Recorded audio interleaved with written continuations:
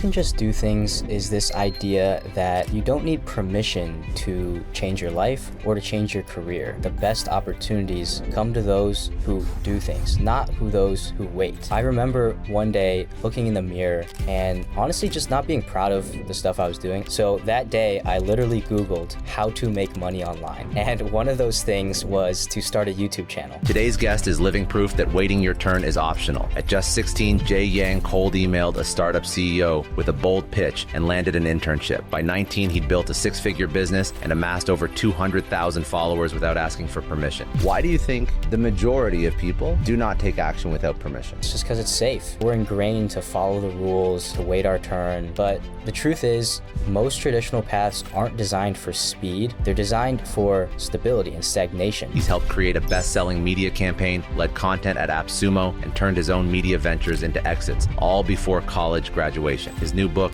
You Can Just Do Things, challenges everything we've been told about permission, perfection, and play it safe. Learning is not memorizing information, it's behavior change. And one of the best ways to change your behavior is to actually engage in a real-world project. Switch out the words or change the definitions. It's pretty simple. Like, what do you want? Not what society, not what parents. The clearer you can get on that, the clearer everything else will be.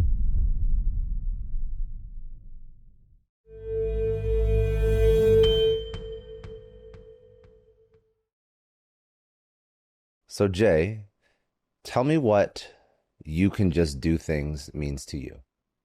You can just do things is this idea that you don't need permission to change your life or to change your career. It's about realizing that the best opportunities come to those who do things, not those who wait. And so the idea of the book is stemmed from my journey, creating different opportunities when I was young and in my career, and also from studying those who have come before me and realizing that the common patterns between all of those who have come before us is this idea that they go out and do things. They make things happen instead of letting things happen to them. The people that I usually speak to on this show that write and communicate and sort of philosophize on the world, is, for lack of a better term, they're not 16. They're usually like much older. So tell me, what was the thing? What was sort of the inflection point when you were around 16, or I guess a little bit younger, when some of these ideas started to present themselves to you, you started to understand them, you started to understand their power? Yeah, the story starts back in COVID 2020. I was stuck in my little room and I was playing video games for 5 hours a day. And, I remember one day looking in the mirror and honestly just not being proud of the stuff I was doing. I know, I was 16 and most kids my age play video games, and so that was normal. But I just felt like I was wasting my time. So that day, I literally Googled how to make money online. And one of those things was to start a YouTube channel. So that summer, I started a music promotion YouTube channel where every single day I'd promote an underground artist's songs to help them get exposure on YouTube and grow. And I did that every single day for the entire summer. The channel ended up not going like where I wanted to go, but it did teach me a very important lesson. And that was that power of permissionless work. This idea that you don't need permission to go and do things. I started that channel with no one's permission at all. And by the end of it, I was able to impact and inspire a few dozen people. And to me at the time, that was incredible. Little old me from my room was, impacting and inspiring people. And so that kind of opened my eyes to the world of content creation and the world of creating things without permission from other people. Why do you think, in my opinion at least, the majority of people do not take action without permission? I think it's just because it's safe. Growing up, we're taught from society, from school, from our parents, where we're ingrained to follow the rules, to wait our turn, raise our hands before we speak, ask to go to the bathroom. But the truth is, most traditional paths aren't designed for speed. They're designed for stability and stagnation. That's how school is supposed to work. It has to accommodate to the average person. And so if you're a little bit more driven, a little bit more ambitious, a little bit more energetic, I truly believe you can compress your timeline for accomplishments and your career by simply not waiting for permission, not waiting for approval from the crowd.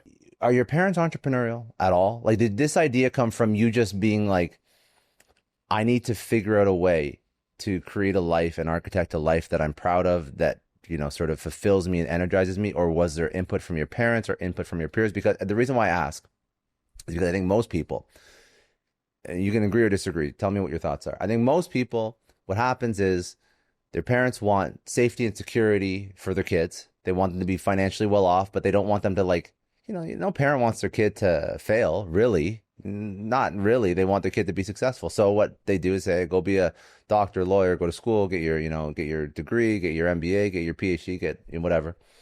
And then we as kids, we are very impressionable, and then we just assume that our parents' view of the world is the world, and then it's very hard for us to break out of that, unless in some cases, parents are very entrepreneurial, or they're high risk takers, and they understand the value of risk. Or sometimes when there is no parent, and then like the person hits rock bottom, and then they have to find a way to climb out of rock bottom. But I don't think you were either of those situations, because you've spoken about how great your household was, how great your family was, but they don't seem like they were risk takers. Am I correct or incorrect? Did they have influence on you and on these ideas, or no? My parents definitely had an influence on me, but not in the sense of I'm going to take risks and I'm going to create my own career and be ambitious and be try and accelerate my career. Um, Honestly, I think the biggest inspiration for that would be when I was in fourth grade, I started playing basketball, and a lot of my peers started in first and second grade. And so right off the bat, I was just not as great as them. And I hated that feeling of not being as good as other people. And so I remember when I was a kid, I would wrap a basketball with a plastic bag to make it more slippery.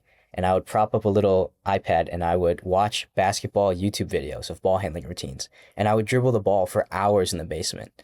And eventually I got better at ball handling, and then I became one of the best ball handlers on the team. And I think even throughout my career, it's been this sense of inadequacy, this sense of not being enough.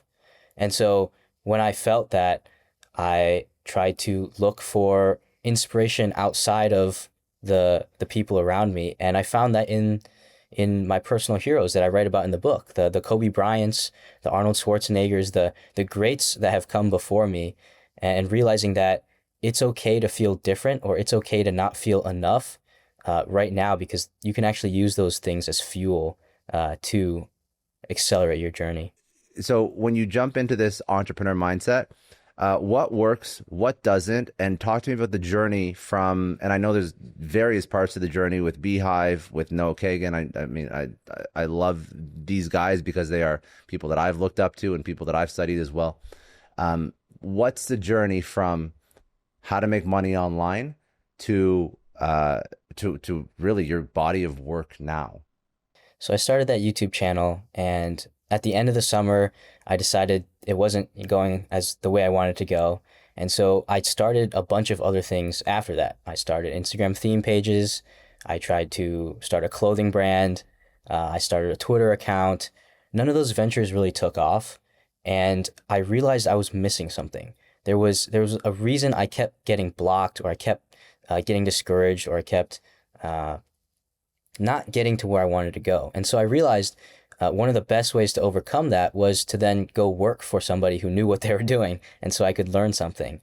And so I chose my favorite company at the time, which was Beehive, because I had also started a weekly newsletter using their platform. And from an outside-in perspective, their team was incredibly impressive. I mean, they were shipping new features every week, and I still think they are. And so I knew that I wanted to surround myself with people who were ambitious, who were driven, who were A players. So I went to the Beehive website and I looked for any internship job opportunities on their application site. Unfortunately, there were none. And so I said, you know what, maybe it's not for me. But then I thought about this idea that I heard in a podcast called Backstage Careers from Jeremy Merry. This is where he interviews people who are working behind the scenes with some of the world's greatest entrepreneurs. And he talked about this idea of the permissionless apprentice, which is from Jack Butcher. And it was this idea of doing the work up front. And so I said, you know what? Why not? I'll just give it a shot. And so I put together three projects or three ideas that I could do for Beehive. And I sent them over to Tyler Denk. I cold emailed him and I said, hey, here are three things I can work on over the summer. Like, you don't even have to like talk to me. Like, I'll work by myself in a silo. I just want to work with you guys. And so he loved one of the ideas. And that's how I landed my first internship at Beehive. Do you believe that it's very useful to work for somebody, to work in like a high growth startup before starting your own thing, or do you feel like people should just, you know, not just figure it out, to just jump into it, to learn, to iterate, to fail repeatedly? You mentioned your first YouTube channel failed. Like, it's going to be candidly first of many failures, and I say it in the best way possible because anybody who's built anything meaningful fails an exceptional amount of times. But do you think that that's actually a smarter path for somebody who's an early stage entrepreneur? For me, it made sense. There's this idea that Alex Hormozi talks about, he calls ignorance debt, which is if you're making $50,000 a year and you want to make $1 million a year, every year you don't know how to make $1 million a year, you're missing out on $950,000. And so the most valuable thing you can do is pay down that ignorance debt to learn the skills, character traits, and beliefs to get to $1 million a year. And so for me, I realized that I was missing so many pieces. And so I could learn them by myself through more trial and error, more beating my head against the wall, or I could go work for somebody who already knows what is needed to get to that level, absorb that, and then accelerate my journey from there. And so I've used the apprentice approach several times now, and it's paid off dividends. There's no right or wrong answer. I think it's different for everybody, but I think an underrated approach is to lower the ego and realize that sometimes working for somebody else, being a 9 to 5 wage slave monkey, is sometimes a great way to learn. I agree. What would be some of the more important lessons that you learned from working with Beehive and Tyler that you think were, you know, integral in sort of what you've built now? I think the two biggest lessons are, number one, a deep understanding of your customers, and number two, working in sprints. So the first idea, understanding your customers. When I worked at Beehive, one of the key observations that I learned from Tyler was his deep understanding of what his customers wanted and how he could then craft his marketing to speak to those people. And so over the summer, I worked on a project called Beehive 101, which was a free course teaching users how to better understand, unlock, and maximize the Beehive platform. When we sent that launch email, he came up with the idea to make it more humorous, because a lot of the Beehive users are creators and they're kind of rebels per se. And so the email was, the subject line was, "Shh, please don't tell my boss." And then it was just me saying like, "Hey, I just hacked into my boss's computer. I wanted to share this project that I've been working all summer on. Check it out. If enough people like it, maybe my boss won't be mad at me," and something like that. And it got a lot of impressions, and it did really well. And so I think that number one is understanding how you can tap into what your customers want. And then the second idea is working in sprints. Before Beehive, my time management was all over the place. I had no idea what I was doing, and so a lot of projects or a lot of things I was working on got delayed. But Beehive worked in 2-week sprints, and so that decreased deadline increased my productivity, and it's something I still do to this day. When I was writing the book, instead of saying, "Hey, I need to finish this book in 1 year," that'll never get done, I said, "Hey, I need to write 2 pages every day." And setting those deadlines, more frequent deadlines, and decreased time, really helped my productivity. When you think about the first point you made about knowing your audience, because this is interesting to me, why in business it's so important to know your audience, or you're not going to sell your product. But I find a lot of creators, when they're first starting out, they don't realize the importance of defining their audience, and they almost create content for everyone. They like create almost like they just want to talk about everything that's going on in their life. Can you, if you thought through how you have sort of taken this idea and applied it to the work that you do as a creator. Um, I think that's really interesting because you've grown as a creator very quickly. So we'll talk about other ideas that have impacted your work as a creator, but this idea in particular, uh, did you, when you first started writing, which I think is really, that's kind of how most people know you for the stuff that you push on Instagram and now your book, but did you very carefully, almost diagnostically define who your audience was to the same degree as like what Tyler would do with Beehive? Was that something you carried over into your content? Yes, 100%. When I first started, I broke down my audience based on the demographics and psychographics.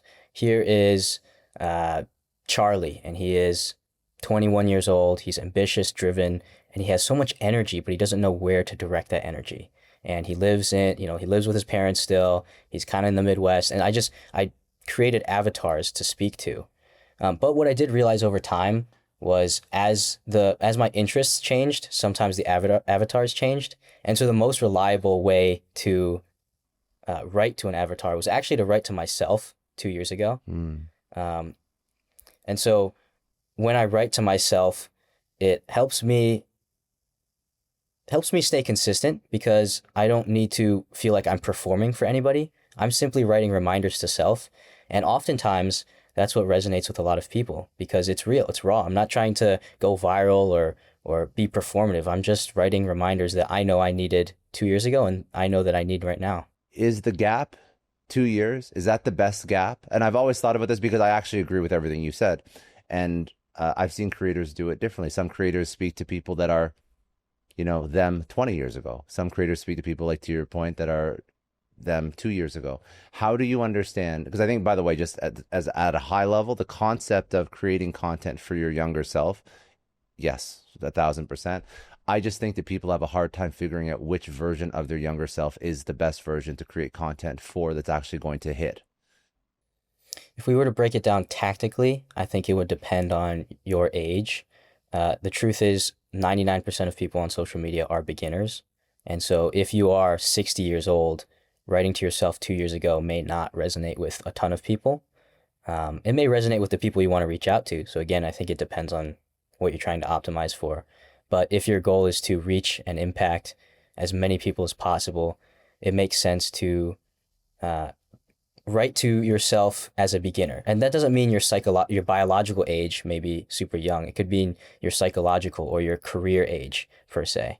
You've gone through a few of these sort of what did you call them? Permissionless apprenticeships, which is really you're trying to pick up skills from these great learning environments like Beehive. Um, I guess a question for you, but also just a question for the audience who's listening, who is following your path. How do you know when you have learned, quote unquote, enough and you can go build your own thing? Because that's also this point that I think a lot of people have trouble with. They never know when they can just take the jump, or maybe they de-risk the jump by starting the thing while they're still working. I don't know what you did in particular. So let's unpack that. When do you leave Beehive, and what do you do next? And how do you know when it's time to leave? So I left Beehive after 3 months, which was pretty Oh, short. damn. That was like super, But I was I that's was very quick. I was obsessed with this idea of uh, learning more about newsletters at the time, and so I started another project called the Newsletter Nerd, where every week I would deconstruct a piece of advice on how to grow, monetize, or engage your newsletter subscribers. I eventually sold that project, but I think it's for me, it's always been how does this align with my North Star? And so you can kind of tell when there are diminishing returns in what you're learning.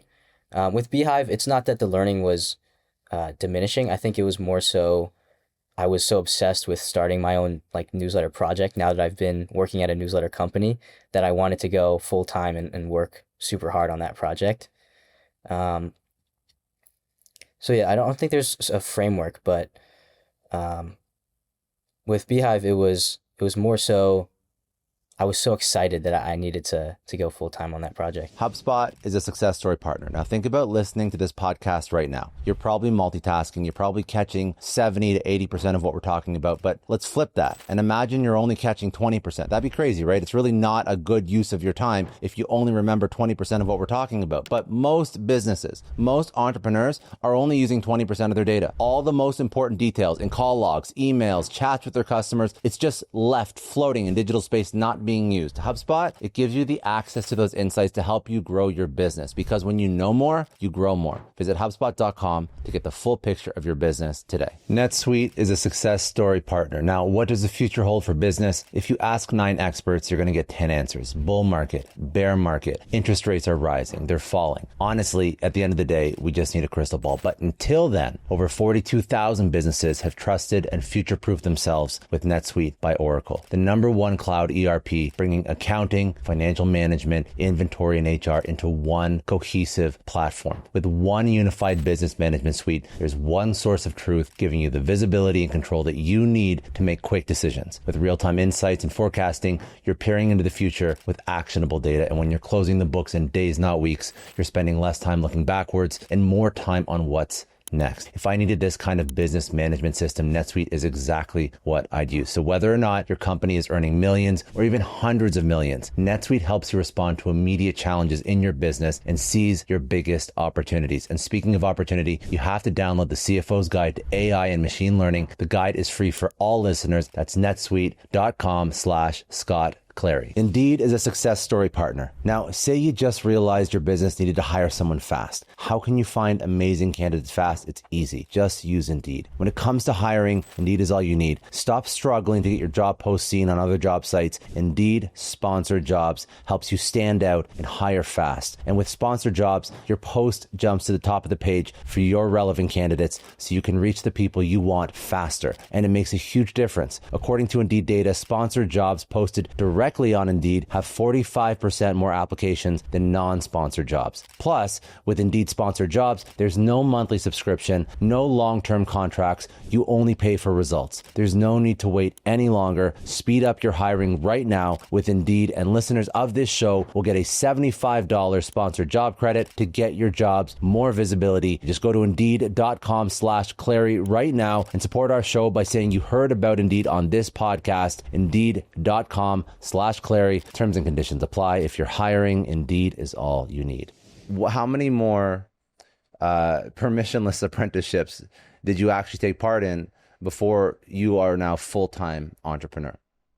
So after Beehive and after the Newsletter Nerd project, I actually reached back out to Jeremy Mary, and I DM'd him on Twitter. I said, hey, like, I don't need or want anything. I just wanted to say I appreciate you and I appreciate your podcast. It inspired me to cold email Tyler. We got to talking, and at the time he was also head of YouTube for Noah Kagan. And he mentioned that Noah was looking for someone to help grow his newsletter because he had a book that was just about to come out and he wanted to get as many people as possible onto the email list. And I was like, hey, that's perfect. I just came from a newsletter company. And so I dropped everything and I spent the next 50 hours putting together a 19-slide pitch deck, deconstructing his entire social media and email funnel. Here's what your website is. Here's how it can be better. Here's what your Instagram is doing well, but here's what someone else is doing that you could improve. And then I sent that to him along with 9 pieces of ready to be published content, all free. Like, all you have to do is click send. And I said, hey, Noah, if you love this, like, let's work together. If not, like, no pressure, no harm, no foul. Luckily, he loved that idea. He loved that project was showing. It was so the advice I like to give young entrepreneurs or young people who want to work with their dream company or dream entrepreneur is you have to show 2 things. You have to show, number 1, that you want the opportunity, and number 2, that you can do the opportunity. And the best way to do that is to do the work up front. And so I think what was smart about the pitch deck was it showed Noah my thinking processes because it was outlined in a pitch deck. And it also showed that I could do the job because then I gave him pieces of content that all he had to do was click publish. And so if you're trying to work for your favorite entrepreneur or favorite company, the question you want to think about is, how can I make this a no-brainer for the other person? How can I decrease the friction so they say yes? How can I make it so obvious that they want you to join their team? And so that's what I did with Noah. And then 3 months later, I became his head of content. When you work for Noah Kagan, and he's a great entrepreneur. I mean, the guy is super dynamic. What was, how long did you work with him? What was the time frame? And then you eventually left. Was it under like AppSumo, or was it his actual like personal brand? It was under Noah directly, and I've been working with him, and I just ended working with him this past month. So it's been a year and 7 months. So definitely a lot longer time.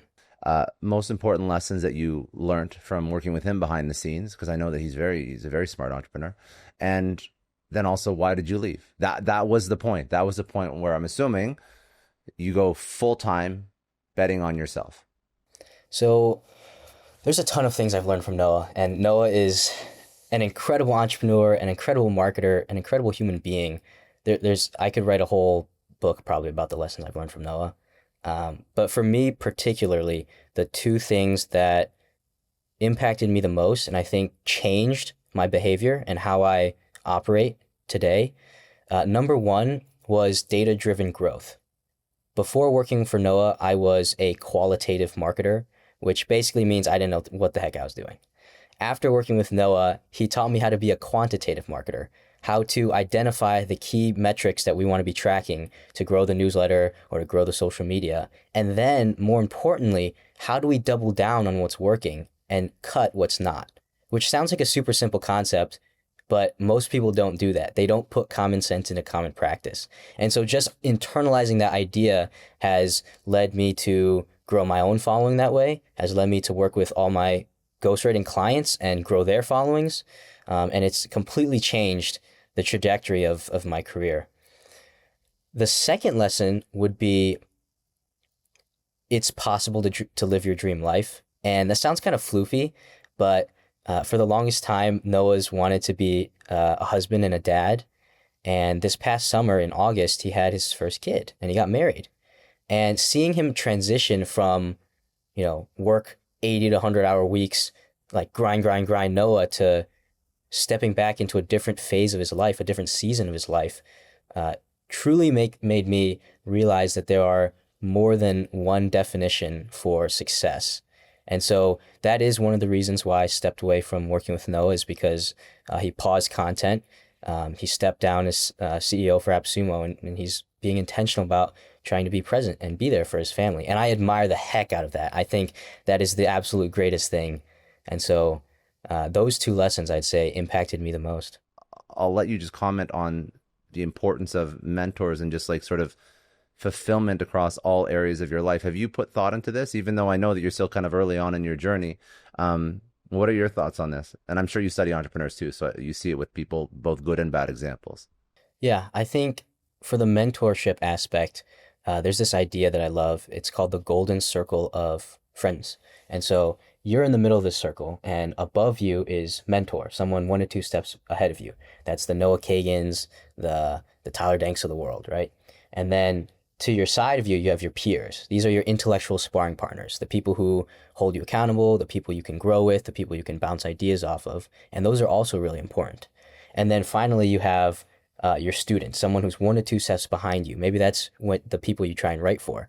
But when you have this golden circle of friends, you have different people and different models that you can bounce ideas off of, and you can put yourself in their shoes and ask, like, you don't even have to talk to them. You can just be like, hey, what would Noah Kagan do in this situation? What would Tyler Denk do in this situation? And that's just a super helpful mental model.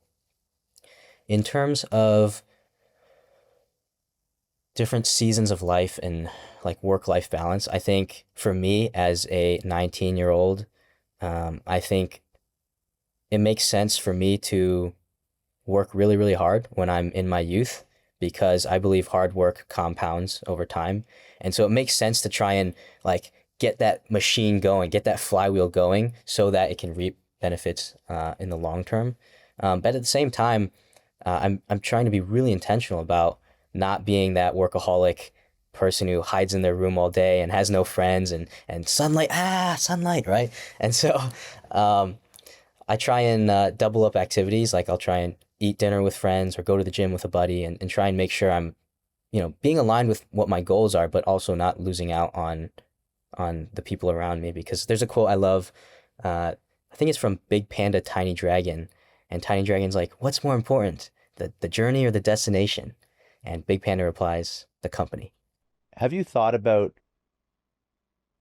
what people you surround yourself with in terms of like value alignment or ambition? Meaning, like, you're very, very ambitious for a 19-year-old. I can only imagine that most of your friends are not killing it the way that you are at your age. I would assume that people still drink a lot, still party a lot.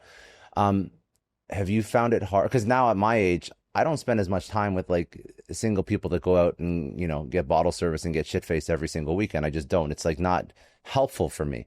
But have you thought about how you manage relationships and friendships, especially when your peer group more likely than not is probably not working like 16-hour days right now? It's a delicate balance for sure. I mean, I have friends who, yeah, go out every Thursday, every Friday, sometimes every day. And I think it's about realizing that you can learn something from everybody, and that friends serve different purposes for different parts of your life. And so, yeah, I have my friends who we go out and play basketball together. And then I have friends, oh, we go and study together. And then I have my more entrepreneurial friends that many of them I found through online from Twitter and Instagram. And so I think it's about realizing that you don't have to like every part of that person as long as they're not detracting from your goals. And so when my friends say, "Hey, we're gonna go out Thursday, you want to join us?" I'll just politely decline. "Hey, I have something that I want to be working on instead."